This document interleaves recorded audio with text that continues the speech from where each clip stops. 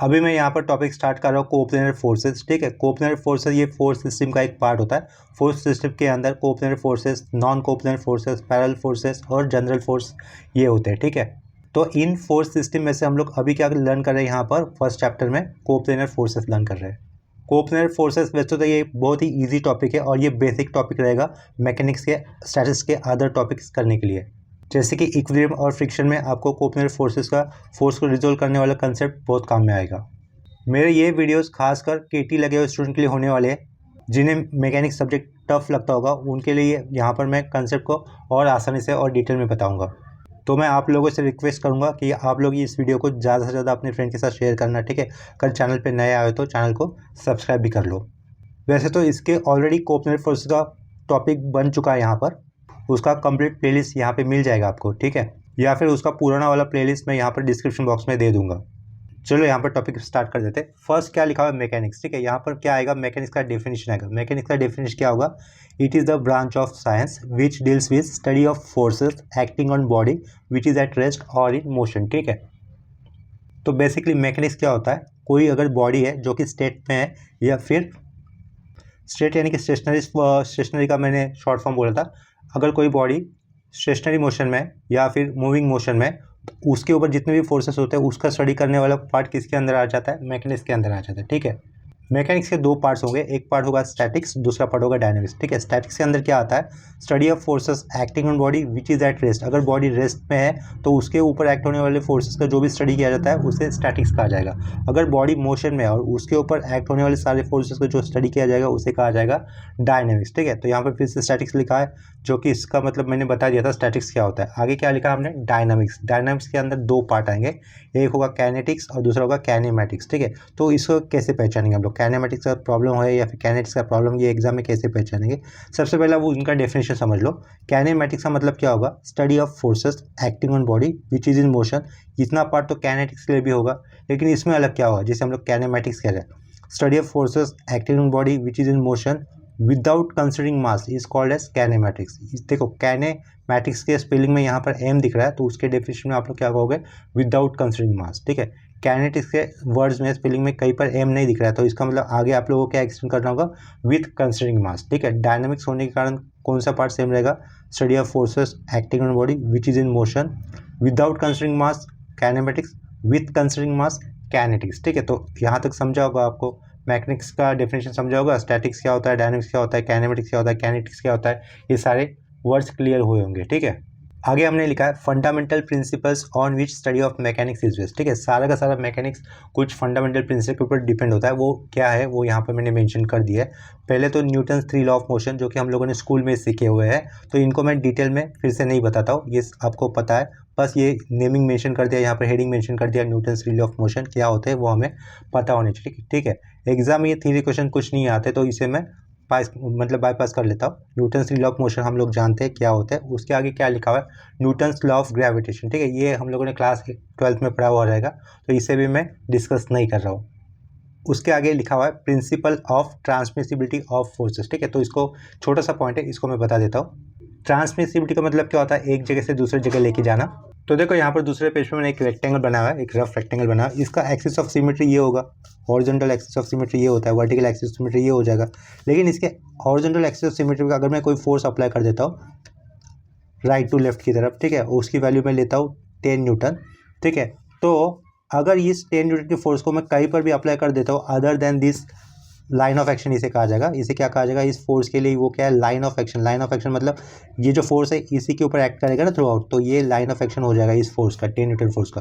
अगर मैं इस 10 न्यूटन के फोर्स को इस along this line of action के अलावा कहीं पर भी अप्लाई कर देता हूँ, तो ये ब्लॉक है ना, ब्लॉक का मोशन बदल जाएगा। ठीक है, लेकिन अगर हम लोग इस फोर्स को उठाकर उसी के लाइन ऑफ एक्शन के ऊपर रख देंगे तो इसके मोशन में कोई फर्क नहीं पड़ेगा। यही है principle of transmissibility of force. ठीक है, इसके आगे देखो नेक्स्ट पॉइंट में हमने क्या लिखा हुआ है, फोर्स दिख रहा है। फोर्स ये आप लोग जानते हो, स्कूल से जानते हो कि फोर्स क्या होगा। It is an external agency which changes the state of rest और मोशन ऑफ अ बॉडी। ठीक है, फोर्स का यूनिट न्यूटन या फिर किलो न्यूटन हो सकता है। ठीक है, उसके नीचे लिखा हुआ हम लोगों ने वेक्टर एंड स्केलर। वेक्टर के लिए क्या होता है, डायरेक्शन और मैग्नीट्यूड दोनों होता है, स्केलर के लिए सिर्फ मैग्नीट्यूड होता है। नेक्स्ट पॉइंट में हमने लिखा है mass and weight. Mass is a scalar, weight is a vector. Mass का यूनिट केजी होगा, वेट का यूनिट क्या होगा, न्यूटन। उसके नीचे देखो क्या लिखा है, रिजिड बॉडी। रिजिड बॉडी भी आप लोग जानते हो, स्कूल से जानते हो, any body which does not deform under the action of forces will cause that rigid body. Next point में क्या दिया देखो, रिजोल्यूशन लिखा हुआ है। रिजोल्यूशन का मतलब यहाँ पे मैंने क्या मेंशन किया, make 2 or more forces from a single force. ठीक है, सिंगल फोर्सेस एक या मतलब एक से ज़्यादा, दो या दो से ज़्यादा फोर्सेस अगर बनाते तो उसे क्या कहा जाएगा, रिजोल्यूशन कहा जाएगा। रिजल्टेंट, रिजल्टेंट का मतलब क्या कह रहा हूँ यहाँ पर, make single force from 2 or more forces. ठीक है, दो या जो ज़्यादा फोर्सेस से अगर हम लोग सिंगल फोर्स बना पाते तो उसे क्या कहेंगे, रिजल्टेंट कहेंगे। ठीक है, जो अभी हम लोगों ने पॉइंट्स पढ़े उसको मैं एक बार फिर से दिखा देता हूँ स्क्रीन के ऊपर। देखो कोऑर्डिनेट फोर्सेस, ये सिर्फ मैं इसको स्क्रॉल कर दे रहा हूँ, जो जो पॉइंट अभी हमने देखे थे इसको थोड़ा सा ऊपर कर देता हूँ। इतना समझा, ये बहुत ही बेसिक वाला पार्ट था, मैकेनिक स्टडी करने के लिए बहुत ही बेसिक पार्ट था, इसकी कोई ज़रूरत नहीं थी, लेकिन ये बताना ज़रूरी था इसलिए बता दिया। ठीक है, इसके बाद मेन पार्ट चालू हो जाएगा अपना, थोड़ा सा मैकेनिक्स की तरफ हम लोग थोड़ा सा आगे। क्या लिखा हुआ है यहाँ पर, law of parallelogram of forces. ठीक है, ये आप लोगों ने भी फिजिक्स में पढ़ा रहेगा पिछले year. Then according to law of parallelogram of forces क्या होगा, अगर अपने पास दो फोर्सेस है, ठीक है, ये यहाँ पे देखो दिखा है, वो ओ पी दिखा है, ये ओ की जगह ओ पी मतलब पी बार हो गया, और ये Q O Q Q bar हो गया। ठीक है, ये दो फोर्सेस है which represent the adjacent sides of a parallelogram. Then उन दोनों फोर्स का रिजल्टेंट कैसे हो जाएगा, उस पैरेललोग्राम का डायगोनल हो जाएगा। ठीक है, इस तरीके से डायग्राम में दिखा है वैसे तरीके से। ठीक है, और उसका एंगल कैसे निकालेंगे हम लोग, पी फोर्सेस से, इस फॉर्मूले से, Q sine alpha upon P plus Q cos alpha, और रिजल्टेंट निकालने का फॉर्मूला क्या होगा, रूट के अंदर P square plus Q square plus 2pq cos alpha. यहाँ पर पी और क्यू क्या होंगे, एडजेसेंट साइड्स होंगे किसके, पैरेललोग्राम के। ठीक है, देखो यहाँ पर पी फोर्स ड्रॉ किया, क्यू फोर्स ड्रॉ किया, पैरेललोग्राम बन नहीं रहा था, लेकिन हम लोगों ने वो ऐसे डॉटेड लाइन दिखाकर मैंने बना दिया। इन दैट केस जो भी डायगोनल बनता है वो क्या रहेगा, पी और क्यू का रिजल्टेंट होता है। ठीक है, रिजल्टेंट निकालने का फॉर्मूला फिर से एक बार चेक कर लेना, क्या लिखा हुआ है, रूट के अंदर P square plus Q square 2pq cos alpha, और जो रिजल्टेंट पी के साथ एंगल बनाएगा ना वो कैसे निकालेंगे, tan theta is equal to Q sine alpha upon P plus Q cos alpha. ठीक है, अगर हम लोग यहाँ पर p की जगह पे q और q की जगह पे p लेंगे तो हमें जो भी थीटा मिलेगा वो विथ रिस्पेक्ट टू q मिल जाएगा। ठीक है, आगे का नेक्स्ट पॉइंट देखो क्या लिखा हुआ है, resolution of a force into rectangular component. Resolution मतलब क्या होता है, दो या फिर दो से ज़्यादा फोर्सेस में सिंगल फोर्स को लाना। ठीक है, यहाँ पर मैंने पॉइंट उल्टा बोल दिया। ठीक है, एक फोर्स को दो या उससे ज़्यादा फोर्सेस में लाना मतलब क्या होता है, रिजोल्यूशन होता है। ठीक है, तो हमें यहाँ पे क्या करना है, यहाँ पे पॉइंट क्या मेंशन किया हुआ है, एक फोर्स को रिजोल्व करना है। रिजोल्व मतलब रिजोल्व इनटू रेक्टेंगुलर कंपोनेंट्स बोला ना, तो रेक्टेंगुलर कंपोनेंट्स क्या होंगे, एक्स अलोंग एक्स एक्सिस होगा और ये वाई वाला अलोंग वाई एक्सिस होगा। ठीक है, तो वो वाले पॉइंट को मैं यहाँ पर साइड में समझा देता हूँ। देखो हेडिंग में क्या लिखा है, resolution of a force into rectangular component. इसका मतलब क्या होगा, मान के चलिए दूसरा पेज लिया मैंने यहाँ पर। ठीक है, ये प्लेन है, वाइट प्लेन है, इस प्लेन के अंदर है ना मैं कैसे भी फोर्सेस ड्रॉ कर लेता हूँ। ये फोर्स ड्रॉ किया, ठीक है, फोर्स लिखा, फोर्स ड्रॉ किया, इस फोर्स की वैल्यू लेता हूँ मैं, सपोज 20 न्यूटन ले ली। ठीक है, फोर्स की वैल्यू कितनी ली, 20 न्यूटन। हमेशा कोई भी अगर स्पेस में फोर्स होता है ना आपके पास, तो आपको क्या ध्यान देखना, उसका ये वाला पार्ट हेड रखेंगे उसको, और ये नीचे टेल कहेंगे। ठीक है, तो हेड जब भी आप लोग क्या करो, उसके बाद टेल से ही हमेशा एक हॉरिजॉन्टल लाइन ड्रॉ किया करना। कभी कभी हम लोग as per hour convenient head से भी एक हॉरिजॉन्टल लाइन ड्रॉ करते हैं, लेकिन मैंने इस बार क्या बोला है, मोस्टली हम लोग टेल से ड्रॉ किया करेंगे। ठीक है, तो आप लोगों ने क्या किया, एक फोर्स था इंक्लाइन, ठीक है, इंक्लाइन फोर्स था स्पेस में निकाला हुआ, जिसकी वैल्यू कितनी थी, 20 न्यूटन थी। तो उसके बाद मैंने क्या बोला, उसके टेल से आप लोग हॉरिजॉन्टल लाइन ड्रॉ करो। हॉरिजॉन्टल लाइन ड्रॉ की यानी कि एक्स एक्सिस जैसा पार्ट दिखाई देगा। उसके बाद आपको ये इन्फॉर्मेशन गिवन होगा, हमेशा उस एक्स एक्सिस से फोर्स का इंक्लिनेशन कितना बनता है वो गिवन होगा। वो सपोज थीटा है, और थीटा इस केस में आपको मिला हुआ है 25 डिग्री। ठीक है, ठीक है, ये थीटा हमेशा गिवन होगा, इतना याद रखो। और एक पॉइंट ये भी याद रखना, फोर्स को रिजॉल्व करते वक्त हमेशा हमें एंगल किसके साथ लेना चाहिए, एक्स एक्सिस के साथ। एक्स यानी कि ये हॉरिजॉन्टल लाइन के साथ ही हमेशा इंक्लिनेशन मिलना चाहिए फोर्स का। ठीक है, इतना समझे। अभी देखो ये क्या किया मैंने, टेल से एक हॉरिजॉन्टल लाइन ड्रॉ कर दी थी, टेल से भी मैं क्या लाइन ड्रॉ कर देता हूँ, वर्टिकल लाइन ड्रॉ कर देता हूँ। ठीक है, टेल से ही मैंने बोला, टेल से मैंने क्या किया, एक वर्टिकल लाइन ड्रॉ कर दिया। तो अभी ये क्वाड्रेंट के वाइज से किस क्वाड्रेंट में दिख रहा है, ये जो फोर्स है किस क्वाड्रेंट में दिख रहा है, फर्स्ट क्वाड्रेंट में दिख रहा है ना आपको। ये फर्स्ट क्वाड्रेंट में ये वाला लाइन कैसा होता है, प्लस, और ये वाला लाइन कैसा होता है, वो भी प्लस होता है। यानी कि फर्स्ट क्वाड्रेंट में एक्स कंपोनेंट भी प्लस लिखूंगा, वाई कंपोनेंट भी प्लस लिखूंगा। मतलब देखो ये जो सर्कल के और मेरा फोर्स है जिसकी वैल्यू कितनी, एफ इज इक्वल 20, तो उसका मुझे एफ एक्स यानी कि एक्स कंपोनेंट अगर लिखना है तो क्या करोगे आप लोग, वो पहला फोर्स लिखो, वो फोर्स लिखो, जिस वैल्यू का वो फोर्स लिखो। एक्स के साथ हमेशा कोसाइन एंगल आएगा, क्या कहा, कॉस एंगल आएगा। एक्स के साथ हमेशा क्या आएगा, कॉस एंगल आएगा। तो यहाँ पर क्या लिखोगे, कॉस एंगल लिखोगे। और कॉस एंगल इस फोर्स का कितना बना हुआ है, एक्स एक्सिस के साथ, थीटा। यहाँ पर क्या लिखना होगा, कॉस थीटा। ठीक है, एफ एक्स कितना रहेगा, हमेशा एफ कॉस थीटा इतना याद रखना। फर्स्ट क्वाड्रेंट में एक्स कंपोनेंट कैसा होता है, प्लस होता है ना, तो एफ कॉस थीटा। इस केस में वो हम लोग कितना लिखेंगे, एफ एक्स कितना लिखेंगे, एफ की वैल्यू कितनी है 20, यहाँ पे कॉस लिखूंगा और थीटा कितना दिया है 25 डिग्री, ठीक है 25 डिग्री। तो ये किसी से आप लोग कैलकुलेट कर सकते हो एफ एक्स कंपोनेंट यानी कि इस फोर्स का एक्स कंपोनेंट यानी कि इधर एक्ट करने वाला कंपोनेंट की वैल्यू आपको मिल जाएगी, ठीक है। अभी क्या करोगे, इसी का रेक्टेंगुलर कंपोनेंट्स बोला था, मतलब एक अलोंग एक्स एक्सिस और अलोंग वाई एक्सिस। अभी इसी फोर्स का मुझे अलोंग वाई एक्सिस के ऊपर क्या निकालना है, रेक्टेंगुलर कंपोनेंट निकालना है। वो कैसे किया जाएगा, एफ वाई लिखोगे, फोर्स की वैल्यू वाई एक्सिस के साथ हमेशा आता है साइन, तो यहाँ पर क्या लिखोगे आप लोग, साइन लिखोगे, और थीटा की वैल्यू याद रखना, ये थीटा हमेशा एक्स एक्सिस के साथ बना हुआ होना चाहिए, ठीक है। मतलब इधर से एक्स एक्सिस याद देखो, अगर दूसरा फोर्स ऐसा है तो ये वाला भी एंगल चलता था, ठीक है। तो F Y F cos theta ये क्या रहेगा, पीछे एफ वाई लिखेंगे हम लोग, फोर्स की वैल्यू 20 है, यहाँ पर साइन आएगा, थीटा की वैल्यू कितनी है 25 डिग्री है, ठीक है। तो इसे कैलकुलेट कर लोगे तो हमें क्या मिलेगा, इस फोर्स का वाई कंपोनेंट मिल जाएगा, ठीक है। ये फर्स्ट क्वाड्रेंट था, बहुत ईजी था, ठीक है। तो इसका रिजोल्यूशन आपको समझा होगा, ठीक है। अभी देखो दूसरा एग्जांपल समझ लेते हैं, किसके लिए, resolution of a force into rectangular components, ये कंसेप्ट लिए एक दूसरा एग्जांपल समझ लेते हैं हम लोग।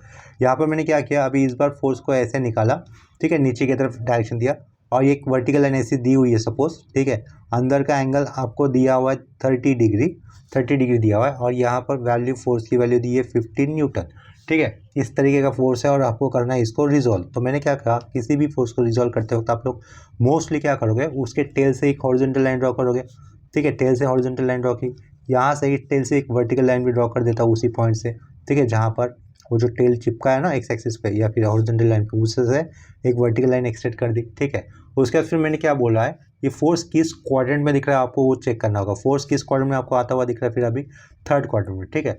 थर्ड क्वाड्रेंट में इस तरीके से फोर्स आ रहा है, मतलब उसका एरो देखना होता है। थर्ड क्वाड्रेंट में दिख रहा है तो उसका एक्स कंपोनेंट किधर आएगा, इधर, ये जो कर्ली लाइन दिखा रहा है उधर आएगा। इस फोर्स का 15 न्यूटन फोर्स का एक्स कंपोनेंट इस कर्ली लाइन पे आएगा, और उसी 15 न्यूटन फोर्स का वर्टिकल कंपोनेंट ये वाली लाइन पे आएगा, ये वाली कर्ली लाइन पे आएगा, ठीक है। तो थर्ड क्वाड्रेंट में एक्स भी निगेटिव होगा और वाई भी निगेटिव होगा, यानी कि इसका एफ एक्स कैसे होगा, निगेटिव आएगा। निगेटिव आएगा क्यों, क्योंकि थर्ड क्वाड्रेंट में है, तो यहाँ पर माइनस लिखना होगा, माइनस एफ लिखोगे, कॉस लिखोगे। और मैंने क्या बोला है, एंगल कैसे लेना है आपको, हमेशा एक्स एक्सिस के साथ बना हुआ ही लेना है।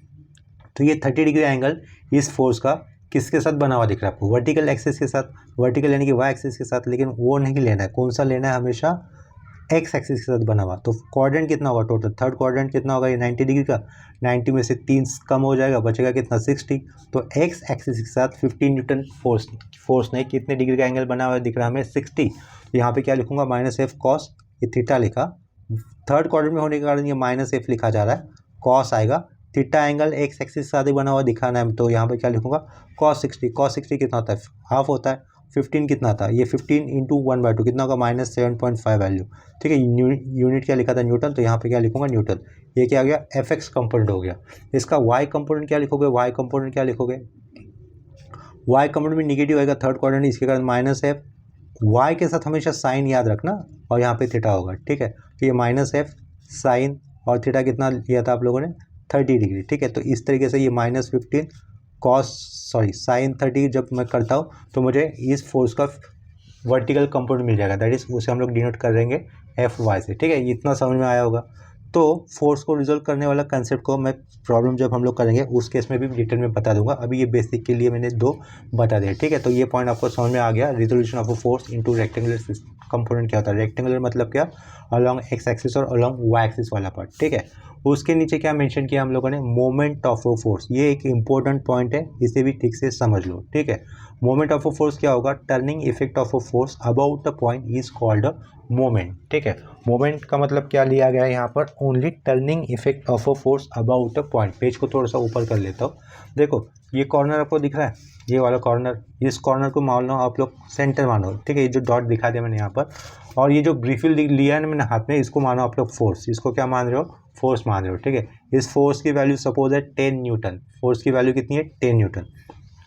ये मोमेंट सेंटर है, इसे मैं सेंटर कह रहा हूँ, ये जस्ट सेंटर कह रहा हूँ, पॉइंट कह रहा हूँ। ये फोर्स है, ये जो फोर्स है ना रिफिल वाला, वो इस पॉइंट के अराउंड कैसे घूमेगा, क्लॉकवाइज घूमेगा, क्योंकि फोर्स हमेशा उसके एरो जहाँ पे होगा उसी साइड में घूमता है। लेकिन अबाउट पॉइंट घुमाना है ना, अबाउट पॉइंट यानी कि इस पॉइंट के अराउंड इस फोर्स को घुमाना है, वो कैसे घूमेगा, क्लॉकवाइज घूमेगा, ठीक है। तो फोर्स की वैल्यू क्या हो जाएगी, देखो फोर्स की वैल्यू नहीं तो मोमेंट की वैल्यू क्या हो जाएगी, मोमेंट बनेगा ना। मोमेंट का मतलब क्या बताता है यहाँ पर, देखो turning effect of a force about a point, turning यानी कि घूमने वाला, तो इस फोर्स का घूमने वाला ये जो भी इफेक्ट है इस पॉइंट के अराउंड, उसे क्या कहेंगे हम लोग, मोमेंट कहेंगे। मोमेंट कैसे डिनोट किया जाता है, कैपिटल एम से। उसकी वैल्यू कैसे कैलकुलेट करते हैं, force into D, force into D. Force मतलब ये रिफिल जिसकी वैल्यू 10 न्यूटन ली थी, और डी मतलब इस पॉइंट से इस रिफिल तक का, इस फोर्स तक का होने वाला आने वाला ये शॉर्टेड डिस्टेंस, समझे, वो क्या होगा, ये डी होगा। फोर्स का यूनिट, सॉरी मोमेंट का यूनिट क्या होता है, न्यूटन मीटर होता है या फिर किलो न्यूटन मीटर होता है। वैसे तो फोर्स का यूनिट न्यूटन या फिर किलो न्यूटन होगा, ठीक है। मोमेंट के बारे में इतना समझा, वही लिखा होता, turning effect of a force about a point is called moment, ठीक है। देखो यहाँ पर मैंने रिफिल को क्या लिया था, एज अ फोर्स लिया था। सपोज अभी ये जो फोर्स है, ये जो रिफिल है, ऑन द मोमेंट सेंटर लिया है। कहाँ पे लिया है, इस मोमेंट सेंटर के पॉइंट में लिया है। अभी देखो थोड़ा डिस्टेंस कम किया ना, थोड़ा डिस्टेंस कम किया, इतना डिस्टेंस कम किया और डिस्टेंस कम करते आता हो, तो फोर्स को मैंने डायरेक्टली मोमेंट सेंटर के ऊपर ही लिया, तो फोर्स मोमेंट की वैल्यू क्या हो जाएगी, जीरो। क्यों, क्योंकि डिस्टेंस कितना हो गया, जीरो, तो मोमेंट कुछ आएगा नहीं ना, क्योंकि ये जो फोर्स है डी इस पॉइंट से पास हो रहा है। देखो डी पॉइंट ये वाला लिया था ना, डी ये वाला पॉइंट लिया था ना, तो ये फोर्स अगर किसी मोमेंट सेंटर वाले पॉइंट से पास होता है तो उस केस में मोमेंट कितना आ जाएगा, जीरो आ जाएगा। यहाँ पे मोमेंट कुछ तो आएगा क्योंकि डिस्टेंस है, फोर्स का पॉइंट से डिस्टेंस है, फोर्स का पॉइंट से डिस्टेंस है, ऐसे केस में मोमेंट आएगा। लेकिन अगर फोर्स पॉइंट के ऊपर ही है ना, तो डिस्टेंस क्या हो जाता है, जीरो, तो मोमेंट भी जीरो हो जाएगा, ठीक है। आगे देखो क्या लिखा हुआ है, turning effect of force about point is called moment, ये वाला पार्ट हो गया नीचे। Its unit is newton metre और किलो न्यूटन मीटर। इट्स यानी कि मोमेंट का, ठीक है। मोमेंट कैन बी क्लॉकवाइज और एंटी क्लॉकवाइज। यहाँ पे मेंशन किया गया मोमेंट कितने टाइप के हो गए, दो टाइप के हो गए, क्लॉकवाइज होगा एक एंटी क्लॉकवाइज होगा। Here we will consider clockwise movement plus and anticlockwise movement minus. मैं यहाँ पर प्रॉब्लम सॉल्व करते हुए क्लॉकवाइज मूवमेंट को क्या लूँगा, प्लस, और एंटी क्लॉकवाइज मूवमेंट को मैं लूँगा negative. Most of the text book के अंदर क्लॉकवाइज मूवमेंट को निगेटिव लिया गया है और एंटी क्लॉकवाइज मूवमेंट को पॉजिटिव लिया गया है, ठीक है। उससे कुछ फर्क नहीं पड़ता, सिर्फ फाइनल आंसर के अंदर प्लस माइनस रिवर्स हो जाता है, ठीक है। मोमेंट कैलकुलेट करने के लिए फॉर्मूला क्या लिखा है, फोर्स इंटू डी। डी क्या होगा, शॉर्टेड डिस्टेंस होगा फोर्स के लाइन ऑफ एक्शन से मोमेंट सेंटर तक का, ठीक है। आगे मोमेंट के यूनिट लिखे हुए हैं।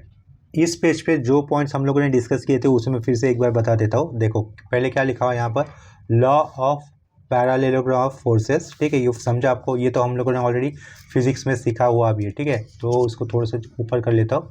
नेक्स्ट क्या लिखा है, resolution of a force into rectangular component. तो दो फोर्सेस मैंने एग्जांपल के तौर पर लिए थे, उनके रेक्टेंगुलर कंपोनेंट्स कैसे आएंगे वो बता दिया था। उसके नीचे मैंने कंसेप्ट बताई थी अभी, मोमेंट ऑफ अ फोर्स, ठीक है। उसके बाद मेन पॉइंट आता है अभी फिर से, मोस्टली पूरा चैप्टर इसी के ऊपर बेस होता है। वो पॉइंट क्या लिखा हुआ है, रिजल्टेंट ऑफ कॉन्करेंट या फिर general force system by using method of resolution. Resolution कैसे करना है वो पहले बता दिया था, वही रिजोल्यूशन निकाल कर रिजल्टेंट कैसे निकालेंगे। कॉन्करेंट मतलब एक ही पॉइंट से पास होने वाले सारे फोर्सेस, और जनरल फोर्स सिस्टम यानी कि स्पेस के अंदर कैसे भी बिखरे हुए सारे फोर्सेस, ठीक है। दोनों का रिजल्टेंट निकालने का कंसेप्ट एक जैसे ही होगा। तो फर्स्ट पॉइंट क्या आता है, उसके अंदर सारे फोर्सेस को रिजोल्व करो हॉरिजॉन्टली यानी कि along X axis, and then उन सबको ऐड अप कर दो, यानी कि मतलब ऐड कर दो बस। तो जो मिलेगा उसे कैसे डिनोट करेंगे, समेशन एफ एक्स से। एक्स कोने में होना चाहिए, ठीक है, एफ के बिल्कुल आगे नहीं होना चाहिए, ऐसा कोने में राइट साइड की तरफ नीचे की तरफ लिखना चाहिए। उसके आगे का पॉइंट में लिखा हुआ है, resolve all forces vertically and add up to get summation F Y, ठीक है। सारे फोर्सेस को क्या कर दोगे, वर्टिकल कंपोनेंट निकाल दोगे, उनका एडिशन करने पर आपको क्या मिल जाएगा, समेशन एफ वाई मिल जाएगा, ठीक है। देन लिखा हुआ है, देन रिजल्टेंट कैसे मिलेगा फिर, आर इक्वल टू रूट के अंदर समेशन एफ एक्स का whole square plus summation F Y का होल स्क्वायर, और उस रिजल्टेंट का मतलब जो भी रिजल्टेंट आएगा ना उसका एंगल होगा, उसका एंगल एक्स एक्सिस के साथ कितने डिग्री का आएगा वो निकालने का फॉर्मूला होगा हमारे पास, theta equal to tan inverse of bracket के अंदर summation F Y upon summation F X, ठीक है। पॉइंट मेंशन किया हुआ है, where theta is the angle made by resultant with X axis, ठीक है। इतने इंपॉर्टेंट पॉइंट हो गए। ध्यान रखो क्या करना है, सिर्फ समेशन एफ ऑफ एक्स निकाल लेना है, सारे फोर्सेस को हॉरिजॉन्टली रिजोल्व कर समेशन एफ वाई निकालना है, ठीक है। सारे फोर्सेस को वर्टिकली रिजोल्व करो और उनका एडिशन जो भी आएगा वो समेशन एफ वाई होगा। आर निकालने का फॉर्मूला ये रूट के अंदर summation F X square plus summation F Y का होल स्क्वायर। थीटा क्या लिखेंगे हम लोग, theta equal to tan inverse of summation F Y upon summation F of X. ठीक है, लास्ट में क्या लिखा, सेकंड लास्ट पॉइंट में क्या लिखा है, resultant of parallel force system. ठीक है, पैरेलल फोर्स सिस्टम यानी कि शुरुआत में जैसे बताता, फोर्सेस एक दूसरे को अगर पैरेलल होते हैं तो उसको पैरेलल फोर्स सिस्टम कहते हैं। पैरेलल फोर्सेस दो तरह के हो सकते हैं, जिसमें अगर दोनों फोर्सेस मतलब जो भी दो पैरेलल फोर्सेस है एक ही डायरेक्शन में जा रहे हैं तो उसे क्या कहा जाएगा, लाइक पैरेलल फोर्सेस। मतलब देखो ये रिफिल है, मान के चलो एक फोर्स है और जो कि नीचे की तरफ एक्ट कर रही है, और ये भी दूसरा फोर्स है, ये जो पेन ले रहा हूँ मैं वो भी मान के चलो एक दूसरा फोर्स है, पैरेलल रखता हूँ इसको, वो भी नीचे की तरफ जा रहा है। ठीक है, उसका पॉइंट देखो दोनों का, इसे क्या कहेंगे हम लोग, लाइक पैरेलल फोर्सेस कहेंगे। ठीक है, अभी अगर मैं एक का डायरेक्शन नीचे रखता हूँ दूसरे का डायरेक्शन ऊपर रखता हूँ, ये क्या, इसे क्या कहा जाएगा, अनलाइक पैरेलल फोर्सेस कहा जाएगा। इसे क्या कहा जाएगा, अनलाइक पैरेलल फोर्सेस। अगर ये नीचे जाने वाले फोर्सेस की वैल्यू 10 न्यूटन और ये ऊपर जाने वाले फोर्स की वैल्यू भी है 10 न्यूटन, तो इनका रिजल्टेंट क्या हो जाएगा, जीरो हो जाएगा। कैसे जीरो हो जाएगा, क्योंकि ये 10 है, नीचे जा रहा है तो ये -10 लिया जाएगा, ये ऊपर जा रहा है तो +10 लिया जाएगा, इन दोनों का एडिशन कितना आएगा, जीरो। तो इसके कारण जितने फोर्स से अगर हम लोग नीचे की तरफ खींचेंगे उतनी फोर्स की तरफ ऊपर की तरफ खींचेंगे तो ये फोर्स एक दूसरे को बैलेंस करे तो वो जगह या फिर वो पोजीशन मूव ही नहीं होगी ना, फोर्सेस एक दूसरे को बैलेंस करे तो। ठीक है, इस तरीके का एग्जांपल है ना आपको, इसे है ना एक तरीके से आगे आगे की कंसेप्ट में हम लोग कपल भी कहेंगे, कपल कहा जाता है, वो नेक्स्ट पॉइंट आने पर मैं बता दूंगा।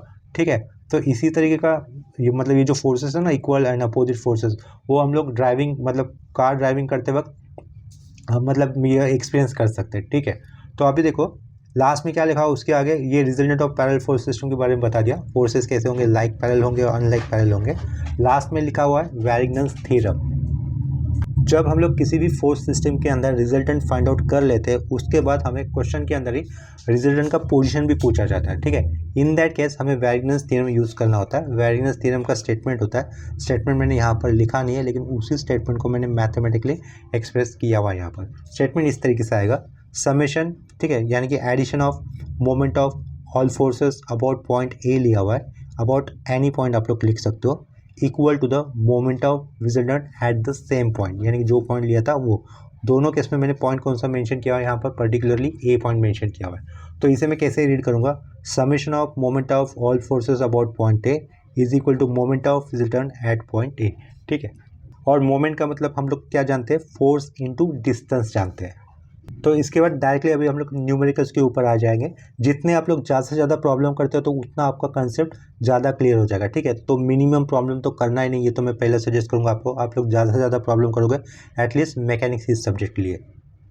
ज़्यादा से ज़्यादा मतलब कितना, एक कंसेप्ट के ऊपर 3 से 4 अलग अलग प्रॉब्लम होनी चाहिए। एक ही कंसेप्ट के ऊपर अलग अलग कितने प्रॉब्लम होनी चाहिए, 3 से 4 होनी चाहिए। इसी में मैक्सिमम इसमें कह रहा हूँ। अगर एक ही कंसेप्ट के ऊपर आप लोग एक ही प्रॉब्लम कर रहे हो, उसके बाद दूसरा कंसेप्ट उसके ऊपर भी एक ही प्रॉब्लम करते हो, तीसरा कंसेप्ट आएगा उसके ऊपर एक ही प्रॉब्लम करते हो, तो 101% मैकेनिक्स नहीं निकलेगा। क्या कह रहा हूँ, कैसे निकलेगा मैकेनिक्स, एक ही कंसेप्ट के ऊपर ज़्यादा से ज़्यादा 3 या 4 प्रॉब्लम करने चाहिए। ठीक है, वो भी अभी देखो यहाँ पर एग्जाम में आया हुआ क्वेश्चन लिया हुआ मैंने, और dam is subjected to 3 forces 50 kilonewton on the upstream face A B, 30 kilonewton force on the downstream incline face and its own weight of 120 kilonewton as shown in figure. Determine the single force and locate its point of intersection with the base A D assuming all the forces lie in a single plane. सारे forces single plane में, इसका मतलब ये coplanar forces का problem है। और question के अंदर डिटरमाइन द सिंगल फोर्स ऐसा पूछा है, इसका मतलब हमें रिजल्टेंट फाइंड आउट करना है उनका। ठीक है, तो देखो ये सेम प्रॉब्लम क्वेश्चन नंबर 4 के ए में दिख रहा है हमें। यहाँ पर क्वेश्चन ये वर्ड्स में यहाँ पर लिखा हुआ है, साइड में ये डायग्राम उन्होंने दिया हुआ था, ये डायग्राम मैंने दूसरे पेज पे ड्रॉ किया हुआ है। डायग्राम देखो इस तरीके से रहेगा, ये डैम दिख रहा है, डैम में वहाँ पर उन्होंने क्या बोला था, 50 किलोमीटर का फोर्स अपस्ट्रीम एक्ट कर रहा है अलॉन्ग ए बी फेस। ठीक है, ये दिख रहा है हमें, सेल्फ वेट कितना है, 120 न्यूटन का है। यहाँ पर किलो न्यूटन होना चाहिए था, यहाँ पे 50 किलो न्यूटन लिखा, तो ये 120 न्यूटन की जगह पे क्या होना चाहिए था, किलो न्यूटन होना चाहिए था। तो वहाँ पे मैं करेक्शन कर देता हूँ, इस एन की जगह पे मुझे लिखना होगा के एन। ठीक है, तो इसे के एन हम लोगों ने बना दिया। ठीक है, डायग्राम देखो, डायग्राम चेक कर लिया, 3 फोर्सेस दिख रहे हैं, 120 का, ये 30 का और ये 50 किलो न्यूटन का। 50 किलो न्यूटन का फोर्स तो हॉरिजॉन्टली एक्ट कर रहा है, 120 किलो न्यूटन का फोर्स वर्टिकली डाउनवर्ड एक्ट कर रहा है, लेकिन ये 30 किलो न्यूटन का फोर्स इंक्लाइन है। ये जो first B C D surface है ना, उसको वो 90 डिग्री पे है, लेकिन ये हॉरिजॉन्टल के साथ इंक्लाइन रहेगा। ठीक है, अगर हम लोग उसके लाइन ऑफ एक्शन को 30 किलो न्यूटन के फोर्स को, लाइन ऑफ एक्शन को एक्सटेंड करेंगे तो वो ए डी फेस को कहीं ना कहीं इंटरसेक्ट होगी। ठीक है, इसको मैं ये एक्सटेंड कर लेता हूँ पेंसिल से, ये एक्सटेंड किया हुआ दिख रहा है। तो आपको ये एंगल पता होना चाहिए, ठीक है। देखो ये जो हेड दिख रहा है ना इस 30 किलोमीटर इस फोर्स का, वहाँ से मैं एक हॉरिजॉन्टल लाइन अगर ड्रॉ कर लेता हूँ तो क्या होगा, जितना एंगल ये एंगल है उतना ही एंगल यहाँ पे होने वाला है, ठीक है। जब हमें 30 किलोमीटर इस फोर्स को रिजोल्व करना होगा तब हमें उसको इस एंगल की ज़रूरत पड़ेगी, ठीक है। यानी कि देखो फोर्स को रिजोल्व करते वक्त हमेशा हमें उस फोर्स का एक्स एक्सिस के साथ बना हुआ एंगल पता होना चाहिए, ठीक है। तो देखो अगर मैं इस हेड से हॉरिजॉन्टल लाइन ड्रॉ कर देता हूँ तो 30 किलोमीटर इस फोर्स का एक्स के साथ बना हुआ एंगल ये रहेगा, ठीक है। तो वो एंगल हमें पता नहीं है फिलहाल, तो वो एंगल हमें पता होना चाहिए। तो वो कैसे निकालेंगे, देखो ये अंदर वाला ट्रायंगल दिख रहा है आपको छोटा सा, ये पॉइंट और ये पॉइंट, इन 3 पॉइंट से बना हुआ ट्रायंगल देखो। अगर ये तो आपको पता है ये कितना है 90 है, ठीक है। तो इधर मैं क्रॉस कर देता हूँ, अगर ये क्रॉस वाला एंगल आपको मिल जाता है तो ये आप लोग क्या करोगे 180 माइनस ये 90 और 90 माइनस दिस, आपको ये एंगल मिल जाएगा, ठीक है। तो ये एंगल मिल जाता है तो करस्पॉन्डिंग एंगल हम लोग इसको बोल सकते हैं, क्योंकि हम लोगों ने यहाँ पर एक हॉरिजॉन्टल लाइन ड्रॉ की है और ये यहाँ पर एक हॉरिजॉन्टल लाइन ड्रॉ की है, तो ठीक है ये करस्पॉन्डिंग एंगल हो जाएंगे। तो ये सब कुछ जो भी ज्योमेट्री का कंसेप्ट होता है ना वो आपको बताने की ज़रूरत नहीं होती है, डायरेक्टली आपको न्यूमेरिकल्स में अप्लाई करनी होती है, ठीक है। तो ये वाला एंगल जो भी होगा वो आप लोगों ने कैसे ड्रॉ किया, वो मतलब कैसे लाया उसका वैल्यू, उसको भी बताने की ज़रूरत नहीं होगी। सिर्फ जो एंगल आएगा उसको सही जगह पे यूज़ करना, ये वाला काम रहेगा आपको, ठीक है। देखो डायग्राम के अंदर BC डिस्टेंस कितना दिख रहा है हमें 2.5। अगर मैं इस C पॉइंट से एक वर्टिकल लाइन ड्रॉ कर देता हूँ नीचे की तरफ, ये ब्लैक पेन से कर रहा हूँ, ठीक है। ये वाला रफ काम है मेरा। यहाँ पर देखो डॉटेड से हम लोगों ने C से लेकर नीचे की तरफ एक वर्टिकल लाइन ड्रॉ कर दी है। इस पॉइंट को हम लोग नाम दे देते हैं M, चलो ठीक है M नाम दे दिया। इधर D पॉइंट है, इधर मैं नाम दे देता हूँ O। इतना समझा, OMD ये ट्रायंगल दिखाई दे रहा है।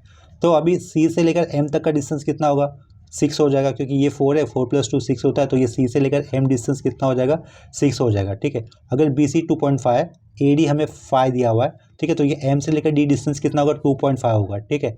तो ये बड़े वाले ट्रायंगल में देखो CMD, क्या कह रहा हूँ मैं, CMD ट्रायंगल में ये अपोजिट वाला साइड आपको कितना पता है 6, और ये एडजेसेंट साइड वाला साइड कितना पता है 2.5। तो ये एंगल हम लोग निकाल सकते हैं, एंगल D, या फिर जहाँ पर ये क्रॉस किया था ना, फिर से क्रॉस किया हुआ दिखा देता हूँ, ये जो क्रॉस किया है वो वाला एंगल हम लोग निकाल सकते हैं। कैसे निकालेंगे, opposite side upon adjacent side, ठीक है। तो ये एंगल आपको मिल जाएगा क्रॉस किया हुआ। तो उसकी वैल्यू कैसे निकालेंगे, देखो शिफ्ट tan इनवर्स क्या लेना है, opposite side upon adjacent side. Opposite side कितनी थी 6 अपॉन हमें करना होगा 2.5, ये कर दिया 2.5। तो एंगल की वैल्यू कितनी आती है, देखो कैलकुलेशन करते वक्त हमेशा कैल्सी का मोड आपको डिग्री रखना होगा, इतना याद रखना। मैकेनिक्स में जब भी कैलकुलेशन करोगे तो कैलकुलेशन करते वक्त आपका कैल्सी का मोड डिग्री होना चाहिए, ठीक है। एंगल कितना मिल रहा है 67.38, तो यहाँ पर मैं 67.38 ये एंगल लिख लेता हूँ, 67.38। 90 माइनस अगर ये 67.38 कर दूंगा तो मुझे ये एंगल मिल जाएगा, ठीक है, ये अंदर वाला मिल जाएगा। तो 90 माइनस 67.38 करने पर देखते कितना मिलता है, 90 माइनस 67.38, ठीक है। तो उसकी वैल्यू आएगी 22.62। तो यहाँ पर मैं लिख लेता हूँ ये एंगल कितना मिला हमें, 22.62 मिला। यही एंगल यहाँ पर भी आएगा, देखो तो इधर भी लिख लेता हूँ 22.62, ये एंगल लिख दिए, ठीक है। आगे हमें रिजल्टेंट फाइंड आउट करते वक्त 30 किलोन्यूटन इस फोर्स को इंक्लाइन होने के कारण रिजोल्व करना होगा, resolve along X axis and along Y axis, ठीक है। यानी कि इस 30 किलोन्यूटन इस फोर्स का एक्स कंपोनेंट हमें लगेगा और वाई कंपोनेंट लगेगा। पहले तो ये पहचान लो कि 30 किलोन्यूटन का फोर्स किस क्वाड्रेंट में जा रहा है, ठीक है। किसी भी फोर्स का क्वाड्रेंट हमें पहचानने के लिए क्या करना होगा, उस फोर्स के हेड से या फिर टेल से, ठीक है। मोस्टली हम लोग टेल से एक हॉरिजॉन्टल लाइन लगाते हैं और उसी टेल से एक वर्टिकल लाइन ड्रॉ करते हैं, ठीक है। तो आपको समझने के लिए 30 किलो न्यूटन का फोर्स किस क्वाड्रेंट में जा रहा है, तो मैं क्या कर रहा हूँ, इसके टेल से एक हॉरिजॉन्टल लाइन यहाँ पे ड्रॉ कर दी और एक वर्टिकल लाइन ड्रॉ कर दी, ठीक है। ये बहुत ही फेंट लाइन आई हुई है, ये एक्स एक्सिस जैसे हो गया, ये वाई एक्सिस हो गया। तो ये फोर्स हमें 30 किलोमीटर का फोर्स किस क्वाड्रेंट में आता हुआ दिख रहा है, थर्ड क्वाड्रेंट में, ठीक है। देखो यहाँ से एक हॉरिजॉन्टल लाइन, यहाँ से एक वर्टिकल लाइन, तो ये थर्ड क्वाड्रेंट में दिख रहा है ना 30 किलोमीटर का फोर्स। और थर्ड क्वाड्रेंट में एक्स कंपोनेंट कैसे होगा, नेगेटिव, और वाई कंपोनेंट भी कैसा होगा, नेगेटिव, क्योंकि थर्ड क्वाड्रेंट में एक्स भी नेगेटिव होता है, वाई भी नेगेटिव होता है। और एक्स कंपोनेंट के साथ कोसाइन एंगल आता है और वाई कंपोनेंट के साथ साइन एंगल आता है, ठीक है। जब resolution of forces along rectangular components, ये वाला पॉइंट डिस्कस किया था हम लोगों ने, 2 प्रॉब्लम लिए थे तो उसमें वो पॉइंट डिस्कस किया था, ठीक है। तो देखो इसका आंसर सॉल्व करने के लिए मैं दूसरा पेज लेता हूँ। सबसे पहले हमें लिखना होगा टू फाइंड आर, ठीक है। आर का मतलब क्या होगा, रिजल्टेंट होगा। तो रिजल्टेंट लिखा नहीं लिखा तो भी चलेगा, उसकी जगह पे ये स्मॉल आर लिखते हो तो भी ठीक है। तो पहला काम क्या होगा, रिजॉल्विंग ऑल फोर्सेस हॉरिजॉन्टली, तो वो लिख लेते हैं, रिजॉल्विंग ऑल फोर्सेस हॉरिजॉन्टली, ठीक है, हॉरिजॉन्टली, सारे फोर्सेस हॉरिजॉन्टली रिजॉल्व करो एंड गेट लिखा मैंने, गेट समेशन एफ एक्स, ठीक है, सब फोर्सेस को हॉरिजॉन्टल रीड कर, मतलब ये हॉरिजॉन्टल लेने के बाद उन सब का समेशन निकालो। देखो मैकेनिक्स के अंदर स्टैटिक्स वाला पार्ट सॉल्व करते वक्त मोस्टली डायग्राम का ज़्यादा काम होगा, तो डायग्राम बहुत इंपॉर्टेंट होगा। डायग्राम के ऊपर जो भी रफ वर्क करोगे वो एग्जाम में दिखाने की ज़रूरत नहीं होती है, ठीक है। कभी कभी इन केस, अभी देखो ये जो डायग्राम के ऊपर मैंने जो रफ वर्क किया है वो आपको, अगर आप लोग चाहते तो एग्जाम में दिखा सकते हो, ये दिखाना पड़ेगा आप पे, लेकिन उसके मार्क्स नहीं होंगे। डायग्राम में यूज़ किए जो भी आपका रफ वर्क होगा, जो एंगल फाइंड आउट किया, उसके मार्क्स नहीं होने वाले। मार्क्स आप लोग जो आंसर निकालोगे ना उधर ही होंगे आपके, ठीक है। तो आपको ये सेम डायग्राम रीड्रॉ करना होगा आंसर निकालते वक्त, ठीक है, इतना समझा आपको। तो summation F of x, 50 kilometre का फोर्स पॉजिटिव एक्स एक्सिस पे एक्ट कर रहा है, तो उसका कोई कंपोनेंट नहीं आएगा, डायरेक्टली 50 किलोमीटर लिखना होगा, यूनिट नहीं लिखना है सिर्फ, यहाँ पर क्या लिख दूंगा मैं 50, ठीक है। और ये 30 किलोमीटर का फोर्स किस क्वाड्रेंट में, थर्ड क्वाड्रेंट में, ये हमें पता चला था। थर्ड क्वाड्रेंट में एक्स कंपोनेंट कैसा आएगा, निगेटिव आएगा, ठीक है। तो उसके कारण यहाँ पर क्या लिखा, माइनस लिखा। कंपोनेंट कैसा लिखा जाता है, पहले फोर्स लिखते हैं, फोर्स लिखने के बाद फोर्स की वैल्यू लिखती है, वैल्यू कितनी है वो 30 है। 30 वैल्यू लिखने के बाद यहाँ पे कॉस लिखा जाता है, क्योंकि एक्स कंपोनेंट के साथ कोसाइन एंगल आता है, और साइड में जो एंगल है एक्स एक्सिस के साथ बना हुआ वो लिखा जाता है। कितना दिख रहा है आपको, 22.62 दिख रहा है, ठीक है। तो यहाँ पर क्या लिखेंगे, 22.62 लिख देंगे, समझे। डायग्राम के अंदर देखो और कोई हॉरिजॉन्टल फोर्स है क्या इस डैम के ऊपर एक्ट करने वाला, ये हॉरिजॉन्टल है, और इसका हॉरिजॉन्टल कंपोनेंट लिया, ये इंक्लाइन था ना, तो इसके दो कंपोनेंट आएंगे, वर्टिकल और हॉरिजॉन्टल, तो हॉरिजॉन्टल कंपोनेंट कैलकुलेट कर लिया, ठीक है। और कोई फोर्स है क्या, हॉरिजॉन्टल नहीं है, तो इतना ही आएगा, इसी का कैलकुलेशन कर दो, हमें क्या मिल जाएगा, समेशन एफ एक्स मिल जाएगा, ठीक है। तो उसको कैलकुलेट करने पर देखते वैल्यू कितनी आती है। इसका हमें आंसर मिलेगा 22.307 है, तो मैं डेसिमल पॉइंट के बाद 2 ही डिजिट लिखूंगा और दूसरा वाला डिजिट में राउंड अप कर दूंगा, ठीक है। यानी कि मुझे क्या लिखना होगा, 22.31 लिखना होगा, ठीक है। यूनिट यहाँ पे मेंशन कर देता हूँ, किलो न्यूटन, इसे अंडरलाइन कर लेते हैं। नेक्स्ट स्टेप में हमें क्या लिखना होगा, resolving all forces vertically and get summation F Y. तो देखो यहाँ पर ऑलरेडी लिख दिया है रिजॉल्विंग ऑल फोर्सेस वर्टिकली।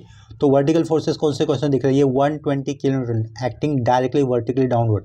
अगर वर्टिकली डाउनवर्ड फोर्स होता है तो उसका नेचर कैसे लेता है, या फिर उसका साइन कैसे लेना होता है, -120 लिखना होता है, ठीक है। यहाँ पर यूनिट नहीं लिखेंगे क्योंकि हम लोग एक्सप्रेशन में यूज़ कर रहे हैं उस वैल्यू को। और इस 30 किलोमीटर फोर्स का वर्टिकल कंपोनेंट कितना आएगा, ये भी देखो अलॉन्ग वाई एक्सिस आएगा ना। थर्ड क्वाड्रेंट में वाई एक्सिस कैसे होता है, नेगेटिव होता है, तो यहाँ पर उसका कंपोनेंट कैसा लिखा जाएगा, नेगेटिव आएगा थर्ड क्वाड्रेंट में, इसके कारण तो पहले तो माइनस साइन लिखूंगा, फोर्स की वैल्यू 30, उसके बाद साइन लिखेंगे, और एक्स एक्सिस के साथ बना हुआ एंगल वो कितना होगा, 22.62, ठीक है। इसे कैलकुलेट कर लेंगे। पीछे समेशन एफ वाई लिखना है, वाई ये कोने में होना चाहिए, एफ के साइड में नहीं होना चाहिए, ठीक है। तो देखते हैं इसे कैलकुलेट करने पर हमें आंसर कितना आएगा। ये -120 लिखोगे। देखो कभी कभी क्या होता है, कैलसी पे कैलकुलेशन करते वक्त भी अगर हम लोग गलती से एक आध नंबर गलत पुट कर देते हैं ना, और वो नोटिस में नहीं आता है ना हमारे, तो आगे का सारा कैलकुलेशन रॉन्ग हो जाएगा, एग्जाम में 0 मार्क मिल जाएंगे, ठीक है। तो ये कैलकुलेशन आराम से होना चाहिए। तो देखता हूँ इसका आंसर कितना मिलता है मुझे, -131.538 दिख रहा है। तो 538 दिख रहा है ना पॉइंट के बाद, तो उसे मैं 54 लिख सकता हूँ, ठीक है। तो ये क्या लिखूँगा, -131.54, यूनिट यहाँ पे लिख सकता हूँ मैं, किलोमीटर, इसे भी अंडरलाइन कर देते हैं, ठीक है। देखो हम लोगों ने summation F of x find out कर दिया है और समेशन एफ वाई भी फाइंड आउट कर दिया है। इसके बाद हमें रिजल्टेंट निकालने का फॉर्मूला यूज़ करना होगा। फॉर्मूला मैं यहाँ पे मेंशन कर देता हूँ। ये क्या लिखा, सिंस लिखा, आर लिखा। आर क्या होता है, रूट के अंदर समेशन एफ एक्स का होल स्क्वायर, ठीक है, प्लस समेशन एफ वाई का होल स्क्वायर। देखो विदाउट ब्रैकेट दिए बगैर मैं इसको स्क्वायर कर सकता था, यहाँ पर जस्ट स्क्वायर देखा, लेकिन मैं इसको ब्रैकेट के अंदर ही लिख रहा हूँ, ठीक है, उससे कोई फर्क नहीं पड़ने वाला। तो लेफ्ट साइड में ये आर रहेगा, आर रिजल्ट के लिए स्टैंड कर रहा है, ये बड़ा सा रूट दिया। समेशन एफ ऑफ एक्स की वैल्यू कितनी मिली थी हमें, 22.31, देखो यहाँ पर दिख रही है, ठीक है। तो इधर मुझे क्या लिखना है, 22.31 एक ब्रैकेट के अंदर आएगा square, plus round bracket, minus का स्क्वायर तो प्लस ही होता है ना, तो इस डायरेक्टली मैं प्लस वैल्यू लिखकर भी उसका स्क्वायर देता हूँ तो भी चलता था, लेकिन मैं माइनस देकर ही लिखूंगा, -131.54 राउंड ब्रैकेट स्क्वायर, ठीक है। देखो ये वाले पॉइंट पे स्टूडेंट लोगों से गलती हो सकती है कैलकुलेशन करते वक्त, तो ध्यान देना, अगर माइनस यहाँ पे आप लोग इंक्लूड करोगे तो वो माइनस एक ब्रैकेट में पुट किया होना चाहिए और उसके पावर में फिर 2 आना चाहिए। तो रिजल्टेंट की वैल्यू देखो कितनी मिल रही है हमें, 133.418, तो 418 है था, तो डेसिमल पॉइंट के बाद मैं 2 ही डिजिट लिखूंगा, दूसरा राउंड अप मतलब तीसरा डिजिट अगर 5 या 5 से ज़्यादा है तो पहले वाला 1 से बढ़ाओ, ठीक है। अगर 5 ही है तो जो है वैसे ही लिखो, 133.42 लिख दूंगा इसके, आर इक्वल टू 133.42 42 लिखा, ठीक है। इसे हम लोग अंडरलाइन कर देते हैं। ये हो गया रिजल्टेंट की वैल्यू। यूनिट हमें लिखना होगा किलोमीटर, ठीक है। ये जो रिजल्टेंट फाइंड आउट करने के बाद मोस्ट ऑफ द टाइम वो लोग एंगल नहीं पूछते, रिजल्टेंट का इंक्लिनेशन नहीं पूछते, लेकिन हमें वो बाय डिफॉल्ट निकालना होगा, ठीक है। जब भी हम लोग रिजल्टेंट निकालेंगे हम लोग उसका इंक्लिनेशन भी निकाला करेंगे with respect to X axis. तो ये क्या लिखा, एन लिखा, N theta is equal to tan inverse of, bracket के अंदर क्या आएगा, summation F Y upon summation F X, ठीक है। देखो यहाँ पर हमें दोनों में से एक वैल्यू निगेटिव आई थी, तो उसका कोई मतलब नहीं है। अगर आप लोग भले दोनों वैल्यू निगेटिव आती हो या फिर दोनों में से एक वैल्यू निगेटिव आती हो, आप लोग यहाँ पर लिखते वक्त कैलकुलेशन करते वक्त वो वैल्यू प्लस ही यूज़ किया करोगे, ठीक है। तो ये क्या लिख रहा हूँ मैं, tan inverse summation F Y upon summation F of X किया हुआ है, उसे आगे कैलकुलेट कर लेते हैं। एक बार मुझे फिर से लिखना होगा, इक्वल टू के आगे tan इनवर्स, ब्रैकेट के अंदर वैल्यू सब्स्टिट्यूट होगा। समेशन एफ वाई वैल्यू कैसे निगेटिव है, लेकिन मैं यहाँ पर लिखता हूँ प्लस में लिखूंगा 131.54, ठीक है। अपन में क्या आएगा 22.31, ठीक है। इसे कैलकुलेट कर लेते हैं कैसे से, देयरफॉर थीटा इक्वल टू कितना मिलता है वो लिख लेता हूँ। यहाँ पर हमें थीटा की वैल्यू मिल जाएगी 80.373, ठीक है। तो 80.373 होने के कारण मैं लिख दूंगा 80.38 लिख दूंगा, ठीक है। 80.38 डिग्री होगा, लेकिन अंदर मैंने देखो दोनों में से एक वैल्यू हमें नेगेटिव थी, लेकिन अंदर मैंने दोनों में की वैल्यू प्लस यूज़ की थी। तो कौन सा नेगेटिव था, y नेगेटिव था, समेशन एफ वाई नेगेटिव था और ये समेशन एफ एक्स पॉजिटिव था, ठीक है। तो y नेगेटिव और x पॉजिटिव कौन सा क्वाड्रेंट होगा, फिर से देखो y नेगेटिव है और x पॉजिटिव, कौन सा क्वाड्रेंट आएगा, फोर्थ क्वाड्रेंट। तो ये एंगल कहाँ पे होगा, फोर्थ क्वाड्रेंट में होगा। तो फोर्थ क्वाड्रेंट में ये एंगल बन रहा है, तो उस जैसा आप लोग यहाँ पर डायरेक्शन या फिर सिंबल बनाओगे, ठीक है। इस तरीके से ये एक्स एक्सिस और फोर्थ क्वाड्रेंट में है, तो ये फोर्थ क्वाड्रेंट में एंगल बनाया, ठीक है। इस तरीके से 80.38 डिग्री का एंगल होगा फोर्थ क्वाड्रेंट में। ये दिखाना ज़रूरी होगा, और ये दिखाना ज़रूरी सिर्फ अपनी अंडरस्टैंडिंग के लिए, ठीक है। इतना करने के बाद नेक्स्ट स्टेप में हमें क्या अभी फाइंड आउट करना है, now to find resultant position, ठीक है। तो वो पॉइंट हम लोग यहाँ पे मेंशन कर देते हैं, नाउ टू फाइंड आर लिख लेता हूँ, आर का मतलब रिजल्टेंट, ठीक है। R position from point A लिखा, ठीक है। देखो डायग्राम में पॉइंट ए कहाँ था, यहाँ पर। तो जो भी रिजल्टेंट आएगा उसका हमें ए पॉइंट से डिस्टेंस निकालना है। उसके लिए क्या करना होता है, वेरिएबल्स थ्योरम यूज़ करेंगे हम लोग। ये पेज टर्न कर लेता हूँ, ठीक है। जब भी हमें रिजल्टेंट का पोजीशन निकालना होता है उस केस में हमें वेरिएबल थ्योरम यूज़ करना होगा, ठीक है। तो इसके आगे हम लोग क्या लिख देंगे, बाय यूजिंग वीटी यानी कि वेरिएबल्स थ्योरम, ये यूजिंग वेरिएबल्स थ्योरम।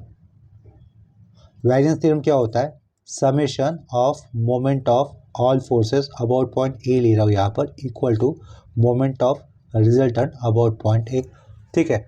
समेशन यानी कि जितने भी फोर्सेस हो गए सबका मोमेंट निकालना है, और मोमेंट मतलब क्या होता है, turning effect of a force about a point होता है, ठीक है। मोमेंट का मतलब क्या पता था हम लोगों ने, इससे पहले क्या देखा था, turning effect of a force about a point.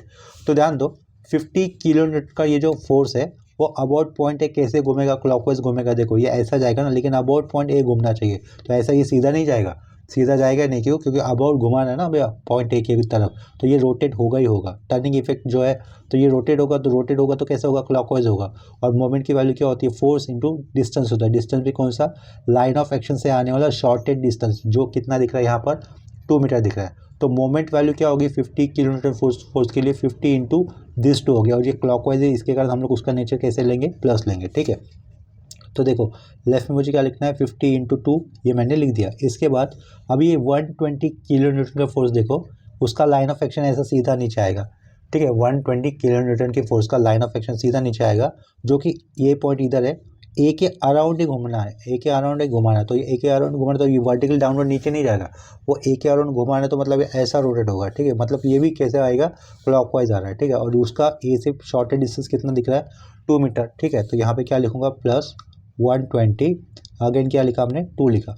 अभी इधर थोड़ा सा कंफ्यूजिंग वाला पार्ट है, इधर स्टूडेंट लोगों से गलती हो सकती है, अगर कंसेप्ट क्लियर नहीं होती है उनकी, तो ठीक है, पक्का इधर ही उनसे गलती हो सकती है। तो इधर ध्यान दो ठीक से, ये जो एरो हेड दिख रहा है ना आपको 30 किलोमीटर इस फोर्स का, वही डैम के साथ कनेक्ट कर रहा है। तो हम लोग क्या करेंगे, फोर्स को इसी एरो हेड से रिजॉल्व करेंगे। क्यों, क्योंकि इसी फोर्स का यही वाला पार्ट कट कर रहा है ना, मतलब टच कर रहा है ना डैम को, तो हम लोग फोर्स को इधर से रिजॉल्व करेंगे। इधर से भी रिजॉल्व करते हैं तो कोई मतलब नहीं बनता, जिधर कट कर रहा है ना बॉडी को, तो उधर से रिजॉल्व करेंगे, ठीक है।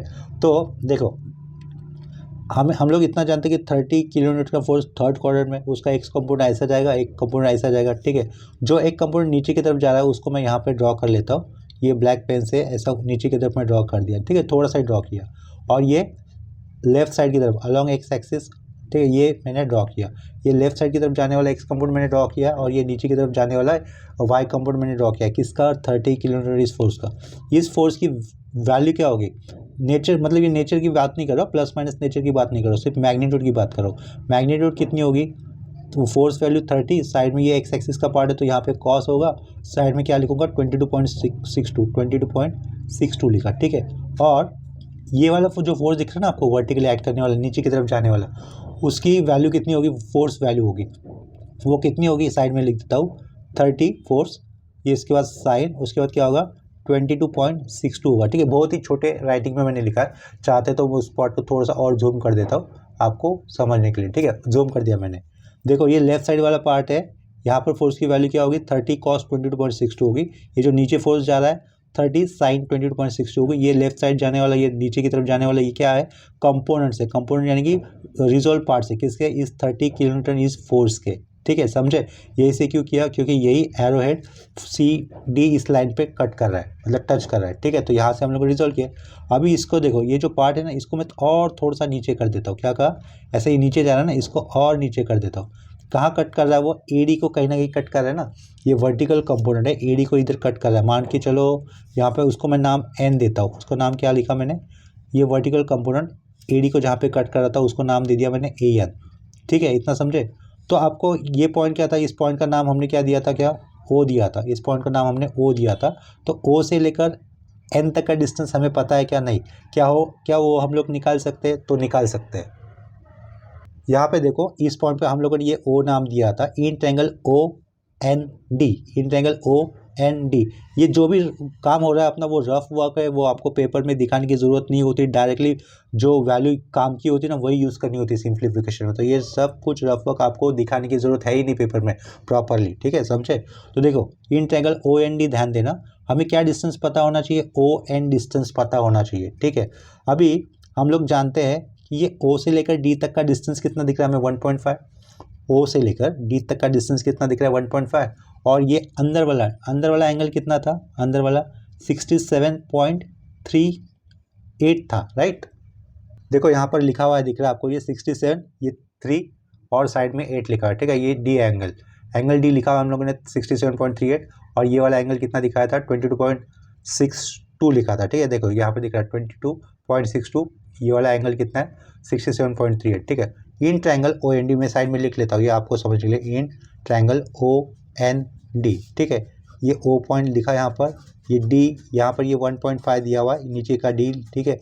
इधर ये लाइन, इधर एंड पॉइंट, हमें ये एन डी डिस्टेंस निकालना है और ये ओ एन डिस्टेंस निकालना है। अंदर का ये कितना था? साइड में लिख लेता हूँ, 67.38 था, ठीक है, ये वाला एंगल। तो जब भी आपको ऐसा स्लैंट लाइन पता होता है, स्लैंट इंक्लाइन, मान के चलो ये फोर्स है 1.5, क्या है, मान के चलो फोर्स है, तो उसका एक्स कंपोनेंट निकालना। देखो मान के चलो मैंने क्या कहा, ये जो इंक्लाइन दिख रहा है ना, उसको फोर्स मैंने बोला, फोर्स है तो 1.5 लिखूंगा, ठीक है। उसका एक्स कंपोनेंट यानी कि एन डी मुझे ढूंढना है, तो उसको एक्स कंपोनेंट होने के कारण उसके साथ मैं कॉस लगा दूंगा। और इस फोर्स ने एक्स के साथ कितने डिग्री का एंगल बना हुआ दिख रहा है आपको? 67.38, तो इसके कारण 1.5 कॉस, साइड में क्या लिखूंगा? 67.38 लिख दूंगा, समझे। तो ये जो भी डिस्टेंस मिला वो हमें क्या मिला है? एन डी मिला है। इसे आप लोग है ना पाइथागोरस से भी कर सकते हो, पाइथागोरस से नहीं होगा, सॉरी, ट्रिग्नोमेट्री यूज़ करके भी कर सकते हो, ठीक है। ये वाला एंगल एन डी निकालना है। एन डी इस एंगल क्या है? एडजेसेंट साइड है। एडजेसेंट साइड कैसे होता है?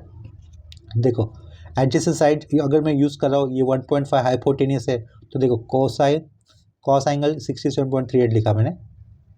कॉस एंगल क्या लिख रहा हो? कॉस 67.38, ये वाला एंगल डी की बात करो। कॉस थीटा क्या होता है? Cos theta adjacent side upon hypotenuse होता है। एडजेसेंट साइड यहाँ पे क्या है?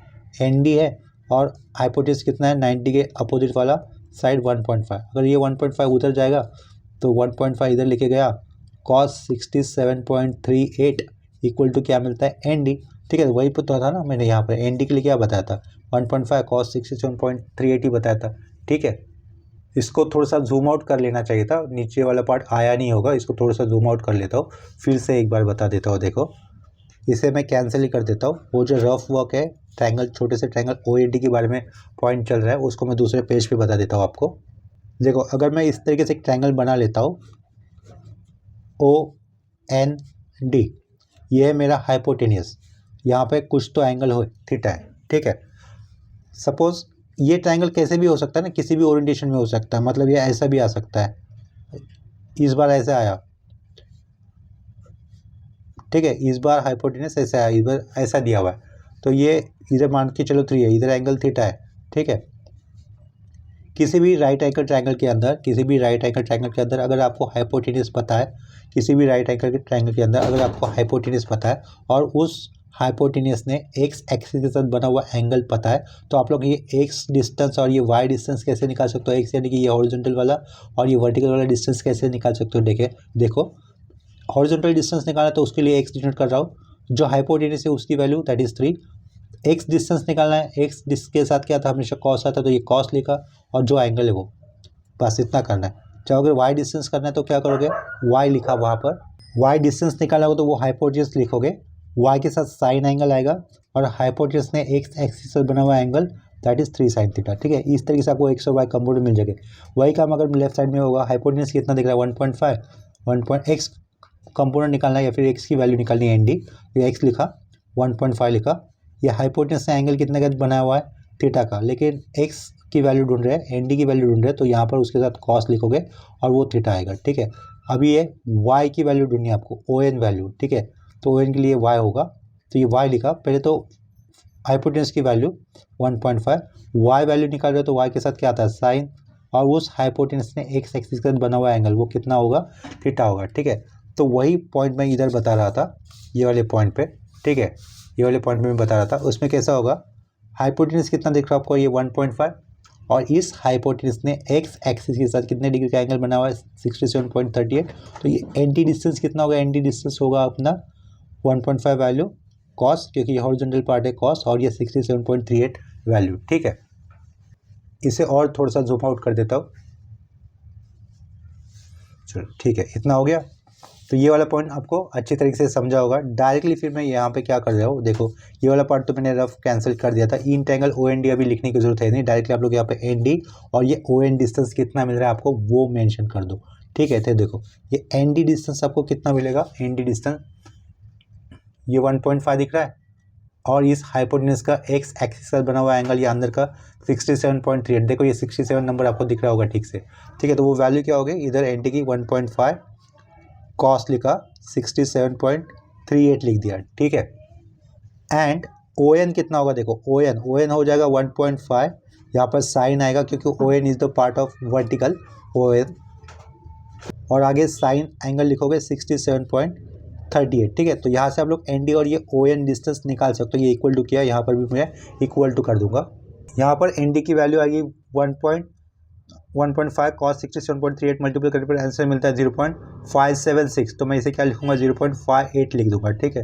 तो ये लिखा 0.58, और ON डिस्टेंस कैलकुलेट करते तो उसका वैल्यू हमें मिलेगा 1.384 है, तो उसे मैं ओनली 1.38 लिख दूंगा, 1.38 लिखा, ठीक है यहाँ पर। तो देखो ये डिस्टेंस निकालने की हमें ज़रूरत क्यों पड़ी, ये ND डिस्टेंस और ये ON डिस्टेंस निकालने की हमें ज़रूरत क्यों पड़ रही है, देखो क्योंकि अगर जब हम लोग 30 किलोमीटर का फोर्स इस पॉइंट पे O इस पॉइंट पे रिजॉल्व करते हैं, तो O इस पॉइंट से पीछे की तरफ उसका एक्स कंपोनेंट जा रहा है, उसका यानी कि 30 किलोमीटर इस फोर्स का एक्स कंपोनेंट कैसे जा रहा है, पीछे की तरफ। अगर ये पीछे की तरफ जाता है तो ये कंपोनेंट 30 किलोमीटर इस फोर्स का इस A पॉइंट के अराउंड कैसे घूमेगा, ऐसा लेफ्ट साइड से आएगा, उसकी तरफ घुमाना तो ये उल्टा घूमेगा, उल्टा यानी कि ये किस नेचर का आ जाएगा, एंटी क्लॉकवाइज, और इस 30 किलोमीटर इस फोर्स के हॉरिजॉन्टल कंपोनेंट का लाइन ऑफ एक्शन ऐसा हो जाएगा, ये वो पूरा ग्रे लाइन, तो उसका A से शॉर्टेड डिस्टेंस कितना आएगा, ON जितना आ जाएगा, और वो डिस्टेंस हमने अभी यहाँ पे फाइंड आउट किया, वो कितना है 1.38 है, ठीक है। तो 30 किलोमीटर इस फोर्स के हॉरिजॉन्टल कंपोनेंट का मोमेंट कैसा आएगा, देखो वो उल्टा घूम रहा है तो निगेटिव आएगा, तो यहाँ पे क्या लिखेंगे हम लोग -30, माइनस क्यों, क्योंकि वो निगेटिव नेचर का आ रहा है इसके कारण, और फोर्स कंपोनेंट कितना था 30 कॉस, इसका एंगल कितना दिख रहा है हमें 22.62, तो क्या लिखा 22.62 इनटू ये फोर्स कंपोनेंट हो गया, इनटू डिस्टेंस कितना लिखोगे, ON जितना कितना है 1.38, तो यहाँ पे क्या करूँगा इनटू 1.38 करना है, नीचे लिख देता हूँ 38, ठीक है। ये एक्स कंपोनेंट का काम कर दिया हम लोग। अभी इसका वर्टिकल कंपोनेंट देखो, ये वर्टिकल कंपोनेंट ओ इस पॉइंट से 30 kN इस फोर्स का वर्टिकल कंपोनेंट ओ इस पॉइंट से ऐसे नीचे जा रहा है, देखो नीचे ओ एन पॉइंट से नीचे की तरफ जाएगा। अगर एन पॉइंट से नीचे की तरफ जाएगा लेकिन हमें वो अबाउट पॉइंट ए रोटेट करवाना है, तो मतलब ये ऐसा होगा, क्लॉकवाइज होगा। अगर क्लॉकवाइज होगा तो उसका नेचर, मोमेंट का नेचर कैसे लेना होगा, फोर्स का नेचर नहीं देखना है, फोर्स तो वर्टिकली डाउनवर्ड जा रहा है, फोर्स का नेचर नहीं देख रहा। अभी बात हो रही है मोमेंट की, तो मोमेंट का नेचर क्लॉकवाइज घूमने के कारण क्या लेंगे हम लोग, प्लस लेंगे ना। तो इधर क्या लिखूंगा, प्लस। फोर्स की वैल्यू क्या है, 30 kN। इस फोर्स के वर्टिकल कंपोनेंट की वैल्यू क्या होगी, 30 साइन 22.62 होगी। ये फोर्स का कंपोनेंट है लेकिन उसका मोमेंट कंसिडर कर रहा हूँ, इसके कारण मुझे वो प्लस लेना है। प्लस क्यों, क्योंकि वो क्लॉकवाइज घूम रहा है। फोर्स की वैल्यू अगर होती थी सिर्फ लिखते थे तो माइनस में लिखते थे क्योंकि वर्टिकली एक्टिंग डाउनवर्ड, ठीक है। तो इंटू डिस्टेंस कितना आएगा, ए से लेकर एन तक का डिस्टेंस आएगा। क्या कहा, इंटू ए से लेकर एन तक का डिस्टेंस आएगा। अभी ए से लेकर एन तक का डिस्टेंस कितना है, कैसे निकालेंगे हम लोग, ए टू डी कितना था, ए टू डी 5 था, तो 5 में से मुझे क्या सब्ट्रैक्ट करना होगा, एन डी सब्ट्रैक्ट करना होगा। तो 5 माइनस मुझे कितना करना होगा, दिस 0.5 करना होगा, ठीक है। क्योंकि एन डी कितना हो रहा है, 0.5। हमें कौन सा डिस्टेंस चाहिए, ए से लेकर एन तक का चाहिए, क्योंकि ऐसा घूमेगा ना वो A N line of action, ये डिस्टेंस हो जाएगा, ए एन डिस्टेंस हो जाएगा इस वर्टिकल कंपोनेंट के फोर्स के लाइन ऑफ एक्शन से परपेंडिकुलर डिस्टेंस ए एन होगा, ठीक है। तो हमें क्या करना होगा, ए एन डिस्टेंस लाना है। तो ए एन डिस्टेंस कैसे निकालेंगे, 5 माइनस 0.5 लिखेंगे, वो वैल्यू आएगी 4.42, ठीक है। तो यहाँ पे मुझे क्या लिखना होगा, 4.42 लिखा, इज इक्वल टू, सारे फोर्सेस का मोमेंट हम लोगों ने लेफ्ट साइड में लिया है, इज इक्वल टू क्या करूँगा, रिजल्टेंट इनटू डिस्टेंस। रिजल्टेंट हमें पता है, रिजल्टेंट की वैल्यू कितनी आई थी, 133.42 आई थी, ठीक है। तो वो रिजल्टेंट की वैल्यू पहले मैं आर इंटू डी लिख लेता हूँ, ठीक है। आर इंटू डी क्यों लिखा, ये फोर्स हो गया जो कि रिजल्टेंट था, और डिस्टेंस, मोमेंट क्या होता है, फोर्स इंटू डिस्टेंस ही होता है ना। तो ये आर रिजल्टेंट, जो कि नेक्स्ट केस में मैं क्या यूज़ करूँगा, उसकी वैल्यू दैट इज़ 133.42 यूज़ करूँगा, ठीक है। देखो, अगर किसी को ये वाले पॉइंट पे हम लोगों ने डिस्टेंस, ये एन डी डिस्टेंस और ये ओ एन डिस्टेंस क्यों निकाला और कैसे निकाला ये समझा नहीं होगा, तो आप लोग उसी पॉइंट पे धीरे से वीडियो को स्लो लेकर, मतलब स्लो मोशन में देखना, ये मतलब स्पीड कम करके देखना, तो ये पॉइंट आपको क्लियर हो जाएगा, ठीक है। देखो आगे कैलकुलेशन कैसे होगा, लेफ्ट साइड में इक्वल टू के लेफ्ट साइड में जितना भी उसको कैलकुलेट कर लेते हैं। अगर वो प्लस आता है तो इक्वल टू के आगे हमें प्लस ही साइन रखना होगा। अगर इक्वल टू के पीछे सब कुछ निगेटिव आता है तो यहाँ पर हम लोग माइनस साइन देंगे, ठीक है। इस आर के हम लोग माइनस साइन देंगे, आर के आगे माइनस साइन देंगे, ठीक है। तो कैलकुलेट कर लेता हूँ, इक्वल टू के पीछे लिखा हुआ वो क्या दिख रहा है, 50 इंटू 2 प्लस 120 इंटू 2, ठीक है, minus 30 cos 22.62 into 1.38 plus 30 sine 22.62 into 4.42, ठीक है। इसे कैलकुलेट कर लेता हूँ, ये कितना मिलता है, 352.784 है, तो 352.78 लिख दूंगा, जो कि प्लस मिला है मुझे, ठीक है। 352.78, अगर ये इक्वल टू के पीछे वाली वैल्यू निगेटिव आती तो यहाँ पे माइनस साइन तो आता ही था, तो हम लोग इस आर के पहले माइनस साइन देते थे, ठीक है।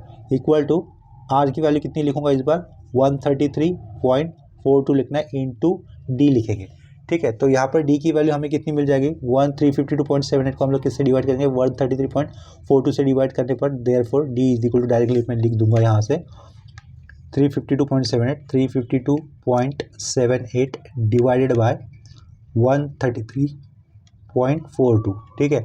तो उसका आंसर देखो कितना मिलता है हमें, सिंटेक्स एरर आया था, यहाँ पे मैंने 2 डेसिमल प्लेसेस दिए थे, इसके कारण सिंटेक्स एरर आया था। तो 352.78 डिवाइड बाई 133.42 का आंसर हमें मिलेगा 2.64, ठीक है। तो यहाँ पे मैं क्या लिख दूंगा, 2.64, ठीक है, मीटर लिखूंगा, समझे, क्योंकि उन्होंने डिस्टेंस का यूनिट मीटर दिया था, तो ये इसको अंडरलाइन कर देंगे, ठीक है।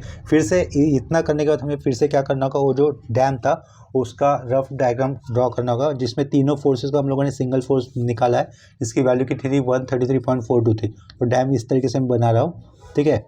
ये डैम, यहाँ पर ए पॉइंट था, यहाँ पर क्या था, डी पॉइंट था। उन्होंने बोला था कि ये जो रिजल्टेंट आता है ना, एडी को बेस जो एडी था वहाँ पर कहाँ कनेक्ट कर रहा है, ठीक है।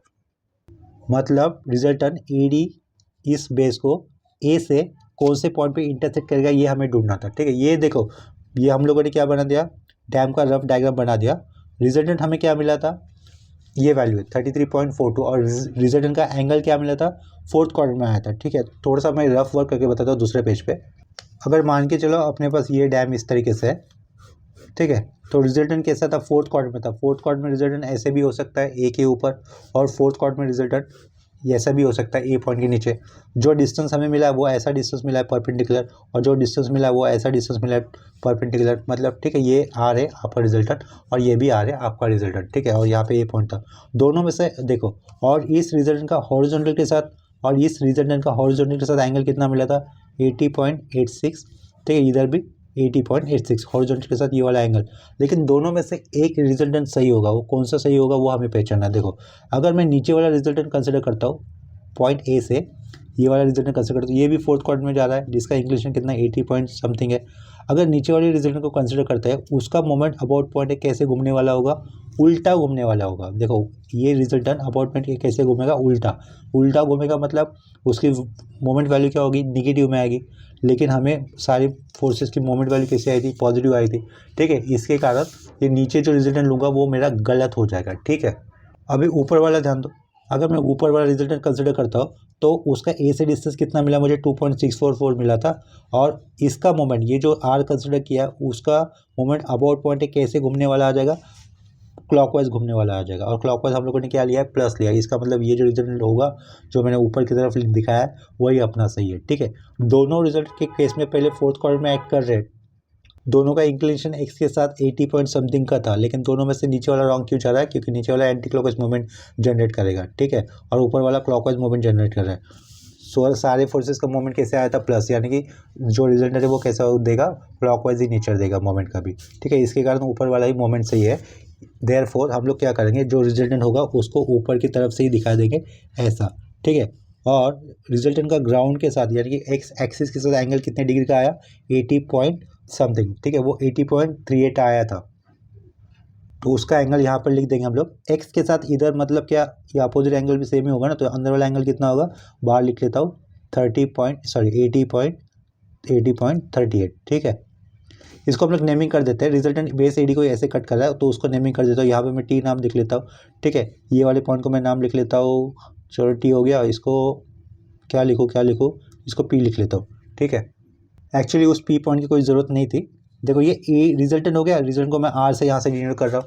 उसका एक्स एक्सिस के साथ एंगल कितना है, 80.38, और उसका इस ए से डिस्टेंस कितना मिला हमें, ये डिस्टेंस कितना मिला, 2.64। ठीक है, समझ में आ रहा है। तो इस डिस्टेंस को मैं साइड में दिखा देता हूँ, ऐसा 2.64 लिखा। इस यहाँ पे मैं पी लिख देता हूँ। ठीक है, इस वाले पॉइंट को पी लिखा, यहाँ से कैंसिल कर दिया। In triangle A P T कह रहा हूँ मैं। ठीक है, in triangle A P T, in triangle A P T आपको क्या फाइंड आउट करना है, A T distance find out करना होगा। यानी कि ये जो रिजल्टेंट है ए डी को ए पॉइंट ए से कितने डिस्टेंस पे कट कर रहा है वो हमें मिल जाएगा। ठीक है, तो यहाँ पर हमें क्या फाइंड आउट करना है, अभी 80 डिस्टेंस फाइंड आउट करना है। 80 डिस्टेंस कैसे फाइंड आउट करोगे, देखो ये क्या है, 90 डिग्री ना, इधर से परपेंडिकुलर आया, मतलब ये पी के अपोजिट वाला 80 क्या हो जाएगा, हाइपोटेन्यूस हो जाएगा। और जो एंगल हमें पता है 80.38 का, उसके अपोजिट वाला साइड कौन सा है, ये ए पी वाला साइड है। यानी कि हम लोग यहाँ पर साइन वाला एंगल यूज़ करेंगे। ठीक है, देखो साइन क्या लिखा, साइन 80.38 साइन एंगल क्या होता है, साइन थीटा क्या होता है, opposite side upon hypotenuse. Opposite side कितनी है, AP है, अपॉन हाइपोटेन्यूस कितना है, 80 है। ठीक है, तो 80 को मैं इधर लगा देता हूँ, 80 किया यहाँ पे क्या लिखा, साइन 80.38 किया। और ये AP कितना था, AP 2.64, देखो यहाँ पे लिखा हुआ है, ये क्या लिखा, 2.64। ठीक है, नेक्स्ट केस में क्या होगा, ये साइन 80.38 कहाँ पे आएगा, आ जाएगा राइट साइड में अपॉन में। तो इधर क्या होगा, 2.64 अपॉन साइन 80.38। ठीक है, तो इसकी वैल्यू जो भी निकालोगे वो अपना रिक्वायर्ड आंसर होगा। हम लोग आगे क्या लिख सकते हैं, resultant cuts AD at a distance this much from point A। समझे, यहाँ पर हमें 80 की वैल्यू मिलेगी 2.677, तो उसमें मैं 2.68 लिख सकता हूँ, और लास्ट में क्या लिखूंगा, मीटर लिख दूंगा। ठीक है, लास्ट लाइन में फिर हमें क्या लिखना होगा, देयरफॉर आर कट लिख देता हूँ, आर यानी कि resultant cut base AD at a distance of 2.68 metre from point A। ठीक है, यहाँ पर ये अपना फाइनल आंसर कंप्लीट हो जाता है। देखो ये अपना फर्स्ट लेक्चर था और ये फर्स्ट लेक्चर में मैंने थोड़ा सा ज़्यादा मतलब डिफ़िकल्ट जैसे ही थोड़ा सा समझ लिया था। डिफ़िकल्ट किस केस में, मोमेंट निकालने के केस में। तो मोमेंट वाले पार्ट को आप लोग ठीक से देखो, वीडियो को स्पीड कम करके देखना, वो वाले पॉइंट पे आपको कंसेप्ट क्लियर हो जाएगा। या फिर भले ये सब ना समझाओ, आगे वाली प्रॉब्लम मैं इसी कंसेप्ट के करवाऊँगा, ठीक है। तो उसमें वो कंसेप्ट आपको और अच्छे तरीके से क्लियर हो जाएगा। वैसे तो कोऑर्डिनेट फोर्सेस इस टॉपिक का ऑलरेडी एक प्लेलिस्ट बना हुआ है पुराना, ठीक है। वो वाले प्लेलिस्ट में मैंने ज़्यादा से ज़्यादा प्रॉब्लम करवाए। ये वाले यहाँ इस बार मैं इतने ज़्यादा प्रॉब्लम नहीं करवा पाऊँगा क्योंकि मुझे सिलेबस भी कंप्लीट करवाना होगा यहाँ पर अप्रैल या फिर मई तक डायनेमिक्स के साथ। तो इस बार ज़्यादा प्रॉब्लम तो नहीं होगी। पुराना प्लेलिस्ट आप लोग चेक कर सकते हो फिर ज़्यादा प्रॉब्लम करने के लिए, ठीक है। तो अभी के लिए ये लेक्चर हम लोग यहीं पे स्टॉप कर देते हैं। अगर कोई डाउट रहेगा, किसी स्टेप पे कन्फ्यूजन होगा, तो वो वाले पार्ट को आप लोग एक बार फिर से देखो। नहीं समझा फिर भी मुझे कमेंट सेक्शन में बता दो, तो फिर मैं अलग से आपको बता दूँगा, ठीक है। अगर आप लोग चैनल पे नए आए हो तो चैनल को सब्सक्राइब कर देना, ठीक है। वीडियोस आपको अच्छे लग रहे हैं, हेल्पफुल लग रहे हैं, तो आप लोग इसे अपने फ्रेंड के साथ ज़रूर शेयर करना, ठीक है। और वीडियोस को लाइक कर देना। तो मिलते हैं नेक्स्ट लेक्चर में, तब तक के लिए बाय एंड टेक केयर।